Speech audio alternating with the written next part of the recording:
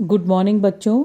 आज हम worksheet number करेंगे 68, 16 तारीख की, क्लास 10th की। प्रायिकता करेंगे पासों पर आधारित। बेटा जो पिछली वर्कशीट करी थी वो हमने करी थी सिक्के पर आधारित, जो मंडे की वर्कशीट थी।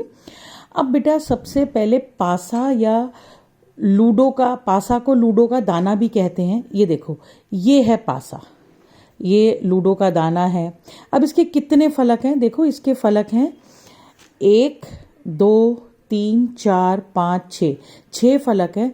और हर फेस पर देखो एक नंबर है। यहाँ पर 6 है, यहाँ पर 5, यहाँ पर 1, यहाँ पर 2, यहाँ पर 4 और यहाँ पर ये बेटा 3 है। तो मतलब अगर हमने ऐसे फेंका तो ये देखो बेटा, ये आया है नंबर 2। तो ऐसे जब भी हम फेंकेंगे पासे को तो कुछ ना कुछ नंबर आएगा। अब जब पहले जो हम सवाल कर रहे हैं, एग्जाम्पल नंबर 1 है बेटा, एक पासे को एक बार फेंका जाता है, निम्न को प्राप्त करने की प्रायिकता ज्ञात करें। सबसे पहले बेटा अभाज्य संख्या है। अब पासे को जब हम एक बार फेंकते हैं तो कितने परिणाम निकल सकते हैं? 1 आ सकता है, 2, 3, 4, 5, 6। तो इसके कुल परिणाम या कुल प्रेक्षण कितने हो गए? 6। अब वो हमसे पूछ रहा है अभाज्य संख्या। अब बेटा अभाज्य संख्या कौन सी होती है? अभाज्य संख्या होती है जिसके सिर्फ 2 गुणनखंड हो। एक संख्या 1 और दूसरा उसका स्वयं संख्या। अब 2 है, 2 के गुणनखंड क्या होंगे? वो 1 के पहाड़े में आता है और 2 के।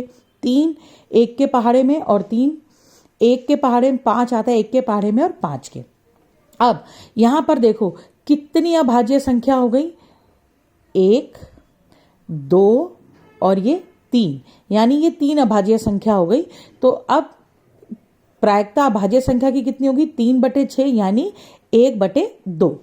अब बेटा दूसरा सवाल वो पूछ रहा है 2 व 6 के बीच। अब देखो यहां पर हमें ध्यान देना पड़ेगा, 6 के बीच का कह रहा है, इसका मतलब इन दोनों के बीच की संख्या।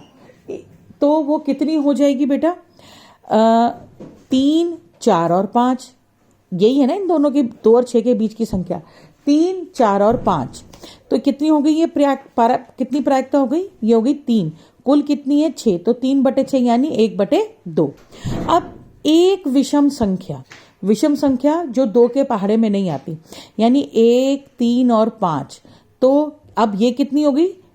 3 संख्या हो गई, तो ये हो गया 3/6। ठीक है बेटा, यानी 1/2। अब हम इसका अगला सवाल करते हैं।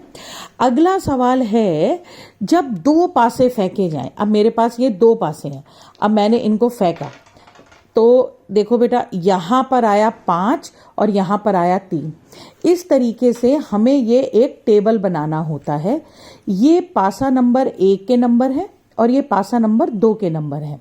तो अगर हमने दो पासे फेंके तो हो सकता है कि हमारे पास 1 और 1 आए, 2 और 1 आए, या 1, 2 आए, 1, 3 आए, 1, 4 आए, 1, 5 आए। मतलब पहले पासे पर 1 और दूसरे पासे पर 1, पहले पासे पर 1, दूसरे पासे पर 2। इस तरीके से ये हमारे पास नंबर आए। तो बेटा अब इसके कुल परिणाम पहले हमें देखने हैं कि कितने हैं।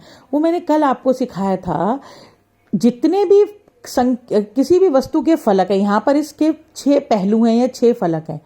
कितने पासे हैं? 2। तो कितने हो जाएगा? 6 × 6 = 36।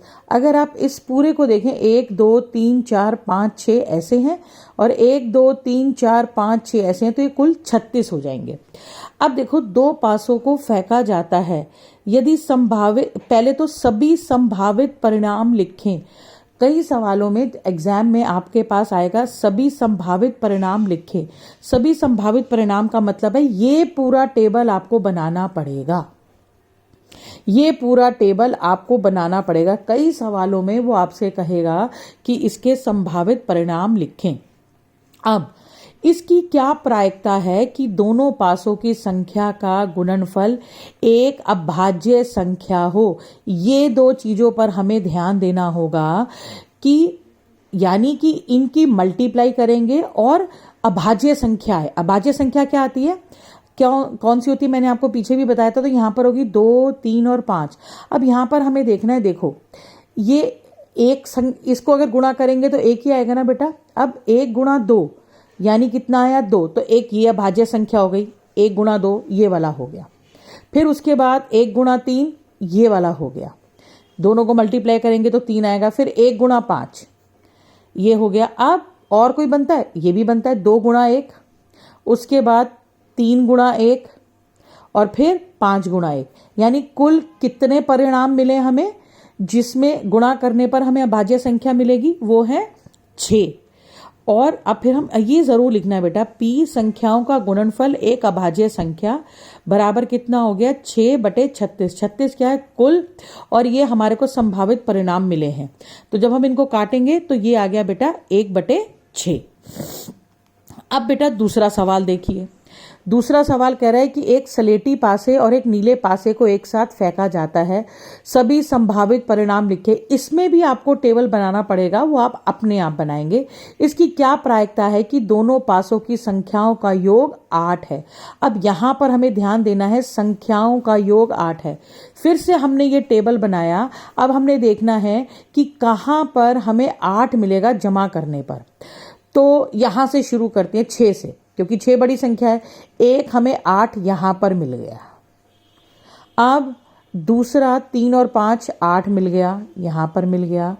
4 और 4 8 मिल गया, 5 और 3 8 मिल गया, और 6 और 2 8 मिल गया। अब कितनी संभावित होगी संख्या है हमारे पास, 1 2 3 4 5। यहां पर देखिए मैंने यहां पर भी करा है, 2 और 6 बराबर 8, 3 और 5 8, 4 और 4 8, 5 और 3 8, 6 और 2 8। यही वाले नंबर बेटा देखो इधर है। तो अब हमारे पास कुल कितनी है हमारे पास संभावनाएं 36, और हमने कितनी संभावनाएं निकालनी है 5। तो p संख्याओं का योग 8 बराबर हो गया 5/36।